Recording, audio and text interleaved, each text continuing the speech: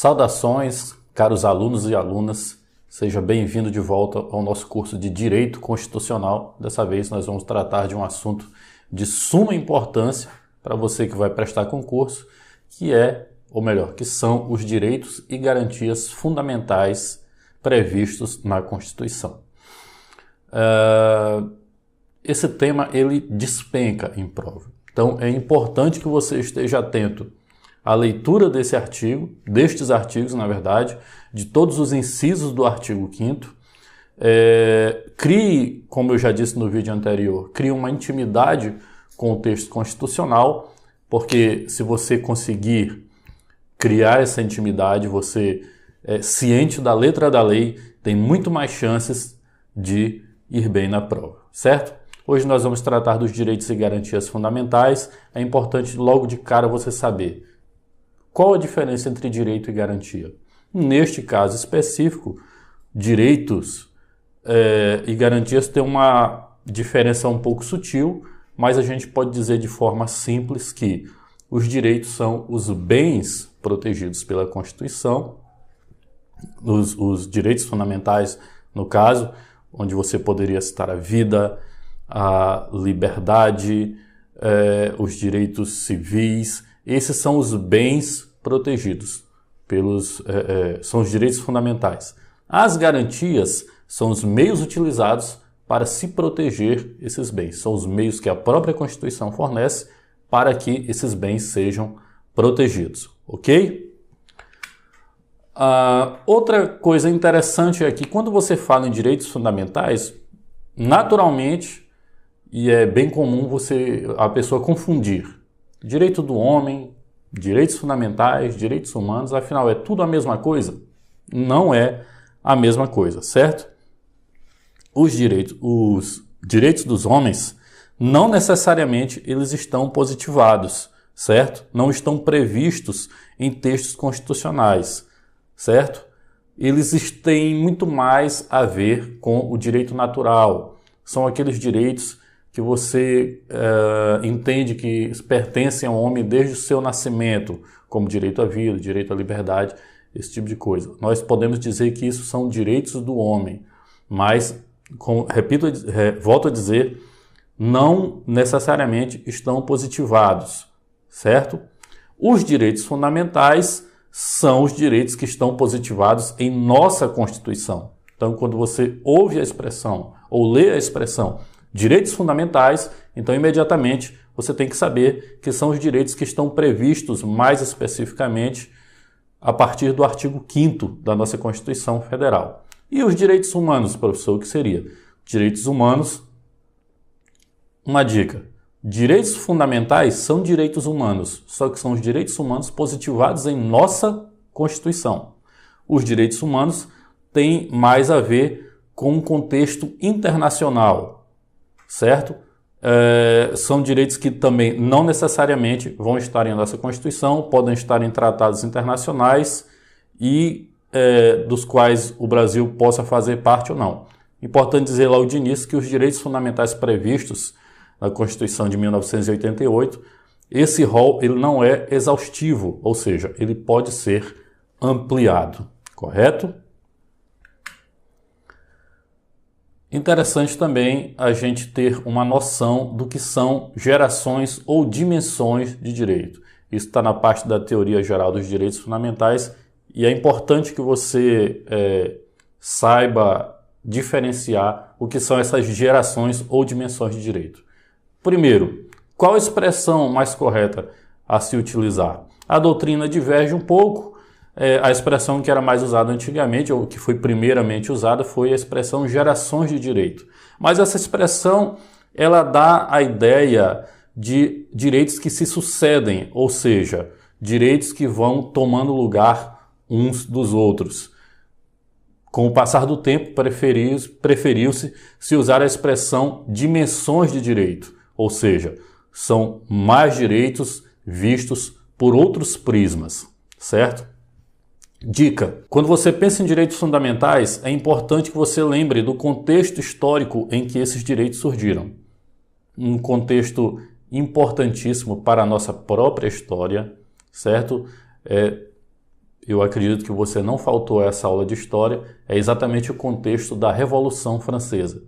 Lembra do lema da Revolução Francesa? Liberdade, igualdade e fraternidade. Quando nós vamos estudar as dimensões do direito, isso tem tudo a ver com a Revolução Francesa. A gente está vendo ali um resultado, uma consequência das conquistas da Revolução Francesa. Os direitos de primeira dimensão, eles dizem respeito ao que nós costumamos chamar de liberdades negativas. São os direitos que limitam a ação do Estado sobre o indivíduo, certo? Por exemplo, o direito de ir e vir, a liberdade de expressão, certo? São direitos onde você pensa, aqui é onde o Estado não pode me importunar, ou seja, esse é um direito de primeira geração, certo? Como eu já disse, podem ser citados como exemplos a locomoção, a propriedade também pode ser citada como um direito de primeira geração e um direito importantíssimo hoje que é a liberdade de associação, ok? Os direitos de segunda dimensão, veja só, direitos de primeira dimensão, o valor fonte, primeira palavra lá do lema da Revolução Francesa, liberdade. Então, primeira dimensão, direitos de primeira dimensão, tem como valor fonte a liberdade. Segunda palavrinha, qual é? Igualdade. Da mesma forma, os direitos de segunda dimensão vão ter como valor de origem, como valor fonte, a igualdade. Ou seja, dessa vez, são prestações positivas do Estado para que você consiga alcançar a igualdade perante o seu próximo.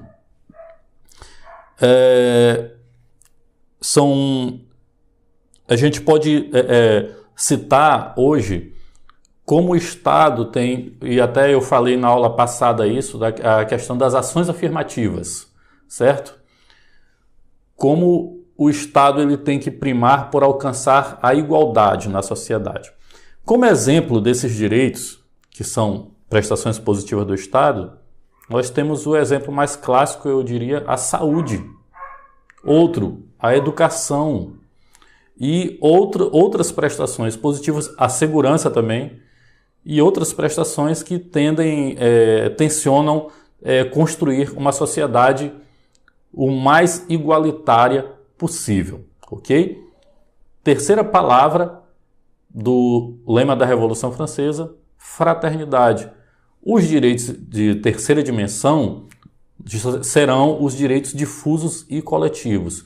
Quando você pensa, esse direito aqui não é só meu, isso é um direito da coletividade, então você está pensando em um direito de terceira dimensão. Como, por exemplo, e o mais clássico dos exemplos de direito de terceira dimensão, seria o direito a um meio ambiente equilibrado, certo? Nós ainda vamos ter, a doutrina mais recente já admite direitos de quarta e quinta dimensão, certo? Os direitos de quarta dimensão seriam relacionados à globalização, à democracia, à informação e ao pluralismo. E o direito de quinta dimensão seria o direito à paz. Então, não há um... Hoje a gente pode dizer que já há quase um consenso da doutrina sobre essas dimensões de direito. Como eu disse, uma das características dos direitos fundamentais é que eles podem ser ampliados. Eles não podem ser reduzidos, mas ampliados eles podem. A gente vai já falar disso. Exatamente nas características dos direitos fundamentais. Primeira característica dos direitos fundamentais: universalidade. Mas cuidado com as armadilhas aí. Eles costumam colocar uma pegadinha aí nas provas sobre essa característica dos direitos fundamentais.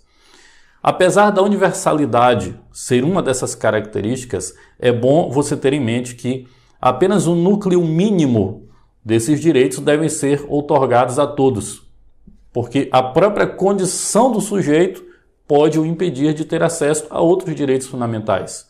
Por exemplo, direito dos trabalhadores. Se você não é trabalhador, você não tem acesso àquele direito. Quando você preencher aquela característica, você terá acesso àquele direito. Mas enquanto você não se enquadra naquela característica, você está limitado a um núcleo mínimo de direitos, como vida, liberdade e igualdade. Outra característica muito interessante é a historicidade dos direitos fundamentais. Ou seja, os direitos fundamentais eles não são engessados, eles são passíveis de modificação e sujeitos à ampliação, certo? Outra característica, indivisibilidade. Eles devem ser considerados dentro de um contexto maior, dentro de um sistema mais uno, vamos dizer assim. Sempre se trabalhando com a complementaridade. Você não deve tentar considerar os direitos fundamentais isoladamente, mas sempre, na medida do possível, dentro de um sistema maior, dada a sua característica de indivisibilidade. Eu coloquei uma observação aqui no slide para que você observe. É possível que em situações específicas o titular possa deixar de exercer ou possa limitar o próprio direito. E é comum você fazer isso, certo? O direito fundamental, você não pode renunciar ao direito. Esse direito fundamental ele é irrenunciável. Guarde logo isso na memória. Mas você pode deixar de exercer ou até limitar aquele direito. Exemplo interessante. Se você ligar a TV em algumas épocas do ano, por exemplo, você vai assistir programas como A Fazenda, como o Big Brother, em que pessoas abrem mão do direito fundamental da intimidade e da vida privada. Dentro daquele contexto ali, elas abrem mão daquele direito, certo? Outra característica interessante é a relatividade. Guarde logo isso em sua memória. Nenhum direito fundamental é absoluto. Absolutamente nenhum deles. Nenhum direito fundamental é absoluto. Todos os direitos são relativos. Não existe direito fundamental absoluto. Nem mesmo o direito à vida, como nós vamos ver mais adiante. E outra característica também interessante é a proibição de retrocesso. Ou seja, os direitos fundamentais eles não podem retroagir. Eles podem ser ampliados, mas não podem ser diminuídos, certo? Não podem ser cortados da Constituição. Isso não pode acontecer. Essa é uma das características dos direitos fundamentais. Dito isto, vamos passar à leitura do artigo 5º da Constituição, um dos artigos, sem dúvida, mais importantes da nossa Carta Maior, que vai elencar uma série de direitos fundamentais, certo? Artigo 5º. Todos são iguais perante a lei, sem distinção de qualquer natureza, garantindo-se aos brasileiros e aos estrangeiros residentes no país a inviolabilidade do direito à vida, à liberdade, à igualdade, à segurança e à propriedade nos termos seguintes. Aí você vai pensar o seguinte, quer dizer que se vem um estrangeiro, ele não mora no Brasil, ele está só de passagem, ele é um turista, vem aqui para o Brasil, ele não vai ter os seus direitos fundamentais resguardados? Não é esse o entendimento. O entendimento é que mesmo os estrangeiros não residentes no Brasil terão seus direitos fundamentais resguardados. Então, a doutrina considera que o artigo 5º abrange mesmo os estrangeiros não residentes. O direito à vida, que é previsto, o primeiro direito, você vê que são o direito à vida, à liberdade, à igualdade, à segurança e à propriedade. São 5 direitos e se você for estudar com mais a fundo, você vai ver que o os incisos adiante do caput, eles vão ser desdobramentos desses 5 direitos principais. O direito à vida, na nossa doutrina, ele tem uma dupla acepção. Você tem o direito não apenas de permanecer vivo, mas o direito de viver com dignidade. É esse o entendimento da doutrina. Outra coisa, o direito à vida, ele abrange não só a vida extrauterina, não é só a partir do momento que você nasce que você tem a proteção à sua vida, mas até mesmo a vida intrauterina. Então, mas como eu ia dizendo anteriormente, como eu disse, mesmo o direito à vida, ele não é absoluto, certo? Em alguns momentos, ele pode ser relativizado. E existe também uma situação específica, prevista na Constituição, em que há pena de morte.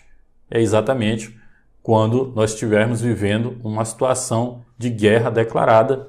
A nossa Constituição prevê a pena de morte. Exatamente. Passando para o inciso 1, ou melhor, inciso 1º do artigo 5º da Constituição, nós temos o seguinte: homens e mulheres são iguais em direitos e obrigações nos termos desta Constituição. Este inciso 1 já está consagrando então aí o princípio da igualdade. E não só igualdade formal, mas também a igualdade material. O princípio da igualdade, ele vincula tanto o legislador quanto o aplicador da lei. Ou seja, o legislador ele não pode criar uma lei que venha a criar diferenças entre homens e mulheres. A lei, quando ela surge, ela já tem que prever essa igualdade. E o aplicador da lei, da mesma forma, sempre precisa primar pela aplicação, pela igualdade na aplicação da lei. Mas veja só, cara aluna, você que vem assistindo essas aulas, imagine a seguinte situação. Você está fazendo uma prova, por exemplo, para a Polícia Federal, para a Polícia Rodoviária, para a Polícia Militar, e aí tem aquele famoso teste físico, certo? E aí tem aquele cara lá, grandão, fortão do seu lado, e vão pedir para ele correr 3 quilômetros, vamos dizer. E você, menor, com menos força, vai ter que correr os mesmos 3 quilômetros. Afinal, a Constituição não diz que homens e mulheres são iguais em direitos e obrigações. Aí é que entra a questão da igualdade material. Os iguais têm que ser tratados com igualdade e os desiguais com desigualdade na medida da sua desigualdade. Eu dei um exemplo bem simples, que foi essa questão do teste físico em concurso, onde você sabe que os parâmetros são diferentes para homens e mulheres, mas as nossas leis, o nosso ordenamento jurídico, ele já prevê uma série de formas de diminuir a desigualdade, certo? Como com as ações afirmativas, com a questão das cotas, com uma série de outras medidas que vêm a diminuir essa desigualdade. Então, o que a Constituição está buscando alcançar aqui não é apenas a igualdade formal, mas a igualdade material, é tentar colocar ombro a ombro as pessoas que estão em relativa desigualdade, certo? Vamos passar aqui para o inciso 2º. Ninguém será obrigado a fazer ou deixar de fazer alguma coisa senão em virtude de lei. E aí, princípio da legalidade. Mais à frente, nós vamos estudar esse princípio de uma forma um pouco diferente. Quando o inciso 2º diz que ninguém será obrigado a fazer ou deixar de fazer alguma coisa senão em virtude de lei, ele está dizendo que você, caro aluno ou aluna, pode fazer qualquer coisa, desde que não esteja desobedecendo alguma lei, desde que não haja lei que o desautorize a fazer isso. Então você é livre para fazer qualquer coisa, desde que não esteja violando qualquer uma lei. Isso é o princípio da legalidade para o particular, para nós cidadãos comuns.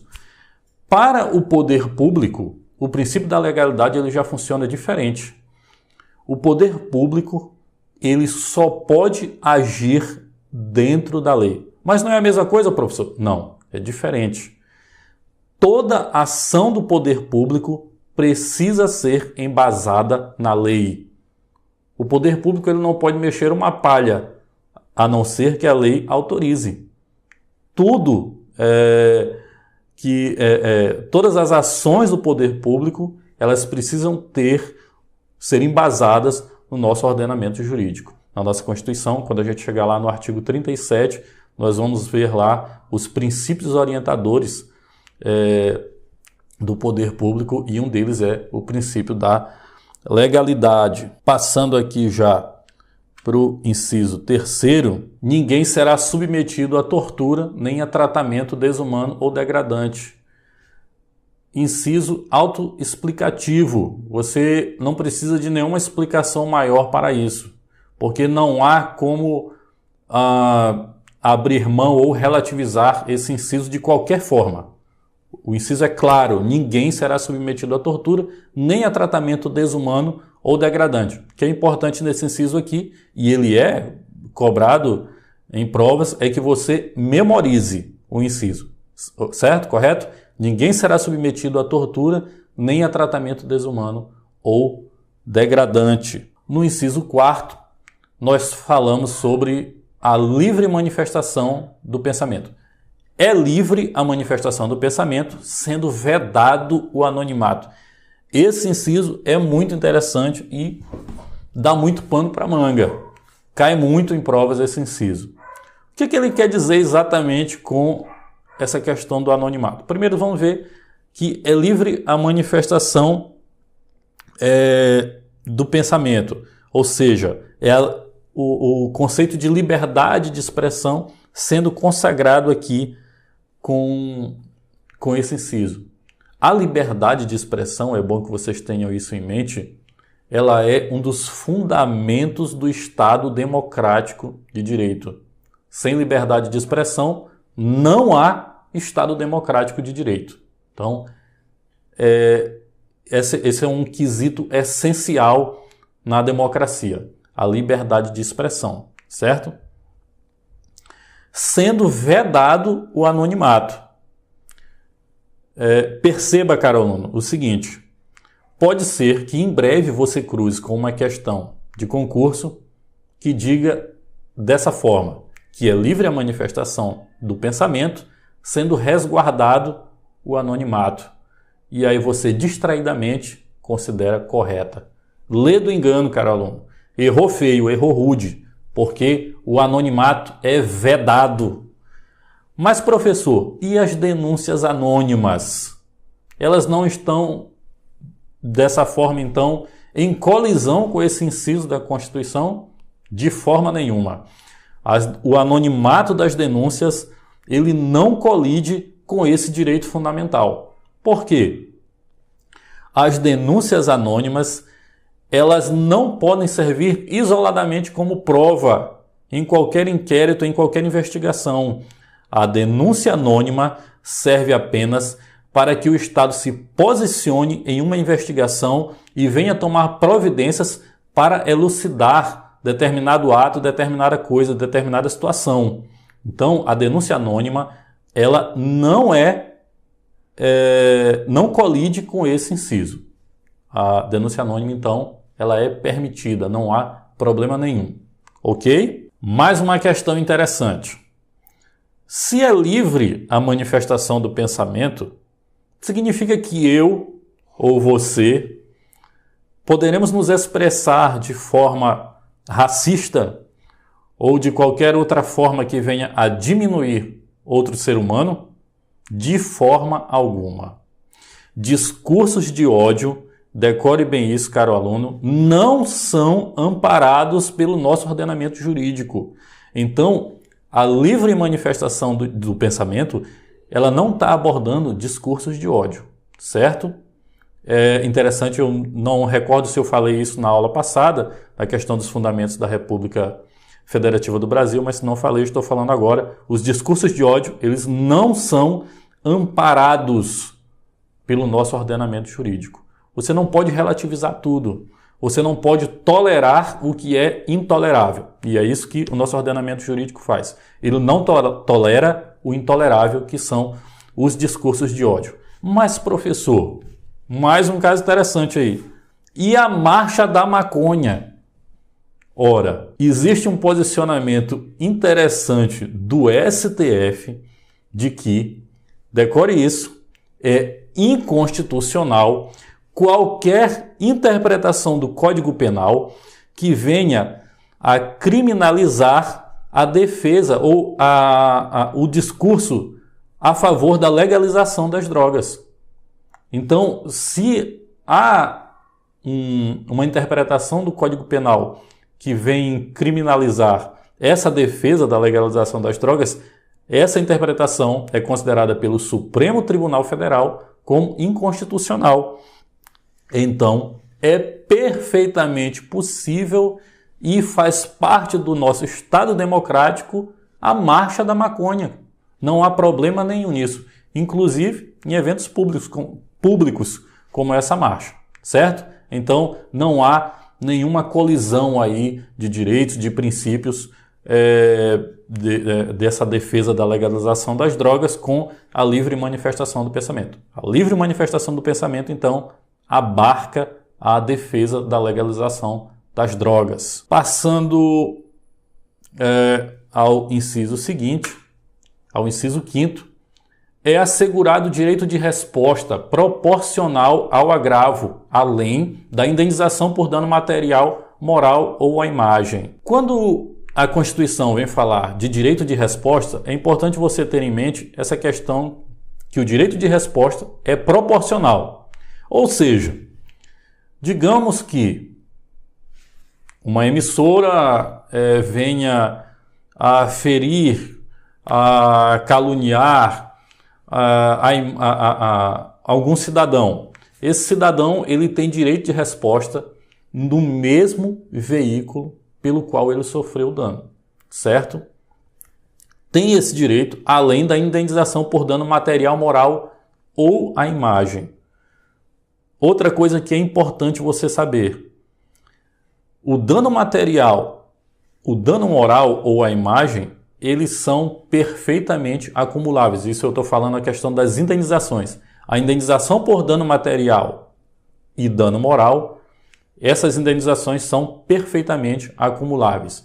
A pessoa não tem que fazer uma escolha entre uma ou outra. Não, determinados casos dão ensejo a que a pessoa receba as duas indenizações. Tanto pelo dano material, quanto pelo dano moral ou à imagem. No próximo inciso, que é o inciso 6º, nós temos que é inviolável a liberdade de consciência e de crença, sendo assegurado o livre exercício dos cultos religiosos e garantida, na forma da lei, a proteção aos locais de culto e suas liturgias.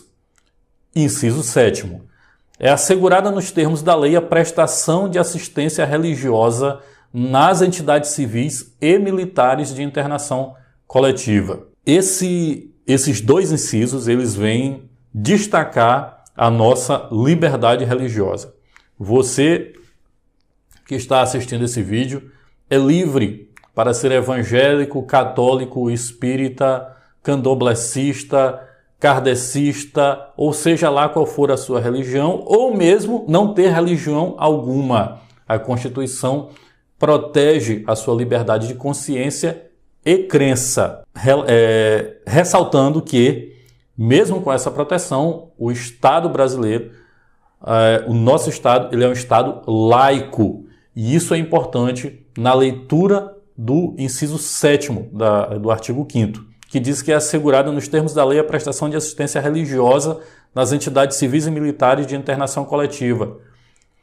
Fique atento porque você pode cruzar com uma questão que venha a dizer que é obrigação do Estado a prestação de assistência religiosa. Errado. O Estado, ele não promove a assistência religiosa, certo? Ele só assegura que essa assistência religiosa seja prestada dentro das entidades civis e militares. Mas isso não é, repito, A prestação de assistência religiosa não é responsabilidade do Estado, certo? Passando ao inciso 8º. Ninguém será privado de direitos por motivo de crença religiosa ou de convicção filosófica ou política, salvo se as invocar para eximir-se de obrigação legal a todos imposta e recusar-se a cumprir prestação alternativa fixada em lei. É o que nós estamos aqui falando a expressão mais usada é a escusa de consciência, ou imperativo de consciência. Por exemplo, você vai prestar o serviço militar, chega lá, pela sua religião, você faz parte de uma religião que te proíbe de se alistar nas Forças Armadas. E aí você diz, olha, a minha religião não permite tocar em armas, a minha religião não permite me alistar nas Forças Armadas. Ok, o Estado, nosso ordenamento jurídico, a Constituição, ela resguarda esse direito e você não será privado dos seus direitos por isso. Contudo, você precisará cumprir uma prestação alternativa fixada em lei. E aí é que é interessante a questão. Para que você seja privado dos seus direitos, você precisa cumprir essas dois requisitos. Primeiro, se excusar de uma obrigação legal a todos imposta. E cumulativamente, ou seja, além disso, se recusar a cumprir uma prestação alternativa. Então, se você se recusa a fazer essas duas coisas, então você pode ser privado dos direitos, geralmente aí dos direitos políticos. Nós vamos ficando por aqui nessa aula. Daqui a pouco nós vamos voltar a partir do inciso 9 para continuar aqui a nossa aula de Direito Constitucional, mais especificamente sobre os direitos fundamentais.